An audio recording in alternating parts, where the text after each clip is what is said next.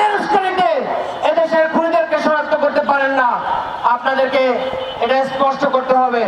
আমরা আধিপত্য বিরুদ্ধে আমরা ঐক্যবদ্ধভাবে আমরা সামনের ভবিষ্যতের যত আন্দোলন সংগ্রাম আছে আমরা ঐক্যবদ্ধভাবে আমরা কাজ করব। গত 1 মাস আগে ওসমান হাদির উপরে হামলা হয়েছে।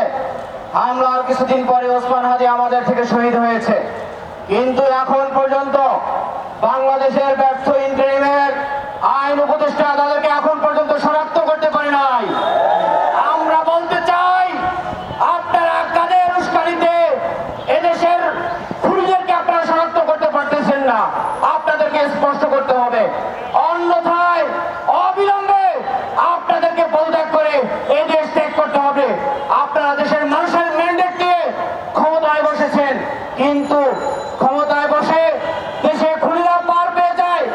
আপনারা শুধু দেশের বিচার ব্যবস্থাকে ধ্বংস করেন নাই, বরং এদেশের জঙ্গি সন্ত্রাসের বিচার না করে তাদেরকে আরো সামনে ভবিষ্যতে হত্যা উস্কানি দিয়ে যাচ্ছেন বারবার।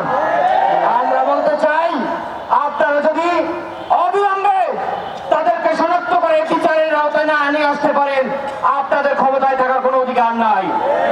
আপনারা অবিলম্বে পদত্যাগ করবেন এবং দেশ থেকে পালিয়ে যাবেন। আপনাদেরকে আমরা এদেশে দেখতে চাই না।